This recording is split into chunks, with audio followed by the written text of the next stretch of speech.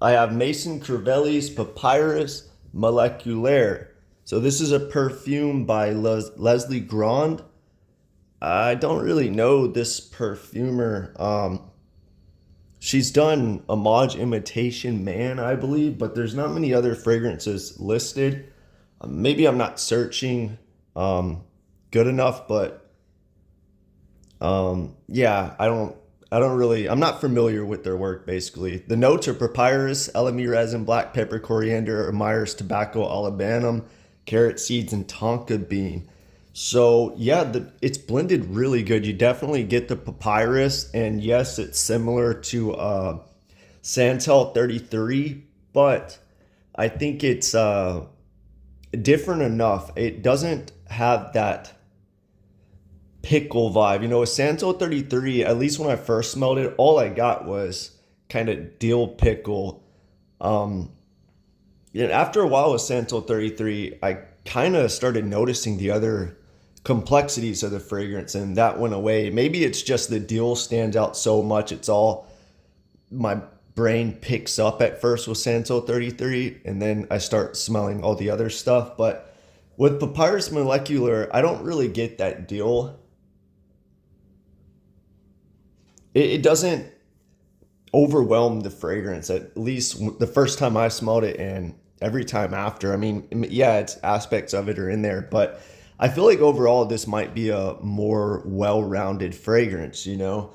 Now, if people like that kind of fresh dill smell, you might like Santal 33 better. I'm not going to do a comparison of all the Santal 33 like fragrances because there are a lot.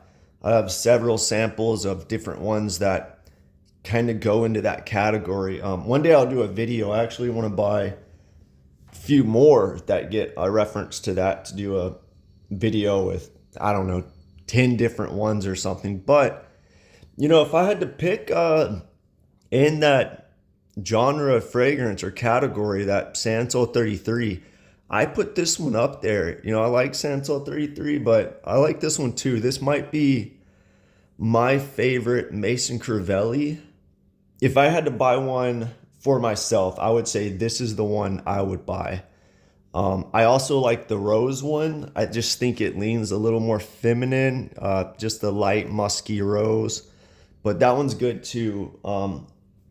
But yeah, this one's a good niche fragrance. You know, everything's blended good. You know, black pepper's a note that can really, once you notice it, it's all you kind of notice. At least for me, I don't really get that in here. But if I really think about it, I'm like, yeah, I could see how black pepper was blended in here. Same with coriander. Um,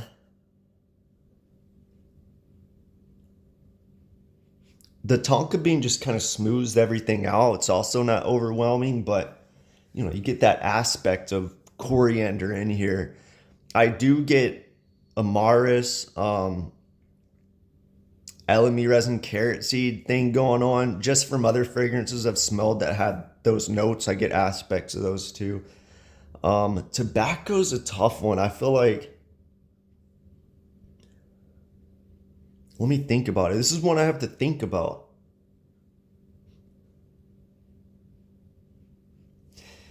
Yeah, a little bit. It also doesn't stand out, you know. I mean, there's so many tobacco fragrances where tobacco, you know, is the dominant note. That's not the case in here. Papyrus is more so the dominant note, but it does smell kind of like a fall fragrance, I would say, if I had to put it in a season.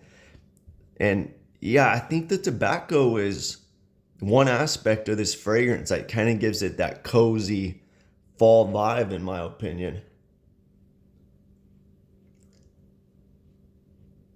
Yeah, I think you could wear this any time of the year. I mean, it depends on the weather. I wouldn't wear this in super hot or super cold fragrance weather. I think in cold, it's not really strong enough. Bold, it wouldn't stand out. And in hot, you know, there's so many great citruses out there that I would prefer.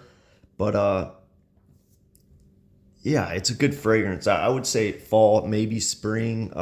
Once again, you know, spring, I would rather wear like a floral or something. But yeah, it has this fall vibe, and so I think that's part of the Alabama tobacco. Uh, this is a good fragrance. If you haven't tried Mason Crivelli and you're into if you're deep into fragrances, I feel like you might like this one. If you don't like Santal 33, um,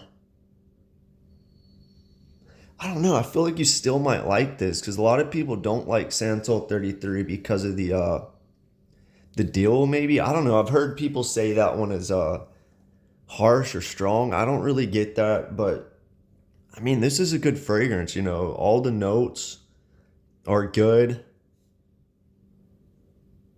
I don't really get any ambroxan.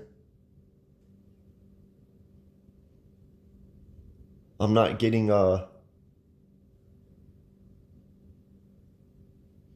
sure there's ISO super in here, I'm sure, but I'm not getting like a massive dose or anything like that. I'm not going nose blind, but yeah, it probably has a little bit of that. But almost every fragrance I feel like has a little bit of ISO super. It's so common in modern fragrances, especially that I wouldn't worry about that. I could almost say every fragrance, especially masculine fragrances, there's ISO super, but um, it's not dominant. Um, Same thing with amberwoods. It's not. Maybe there's a touch in here just to smooth it out, but it's not dominant at all. I wouldn't even just ignore that I even said that because I feel like I'm not getting a lot of aroma chemicals in here at all. They're properly dosed if they are. Overall, it's just Papyrus that's slightly resinous and then smoothed out by the Samaras tonka bean. Gives it this elegant vibe with the carrot seeds, that fall vibe with the tobacco, the olibanum, and just detailed in with the black pepper and coriander. Great fragrance. Would I buy a bottle? It's $275 for 100 ml, $130 for the 30 ml. I don't know. I prefer 50 and 75 mLs, but 30 ml for 130 to add to the collection if you have a lot of fragrances. Ain't bad. It is pricey, but 275. All fragrances are expensive. I don't know if I put it on my top 10 list because of the price, but if this was priced at like 150 for 100 ml, or maybe even a 50 ml, something like 150 dollars USD, I'd probably buy this. It's good. I just don't know if it makes the top 10 of my list, but it's up there as a consideration. I like the fragrance. Yeah, let me know what you think if you smelled this one.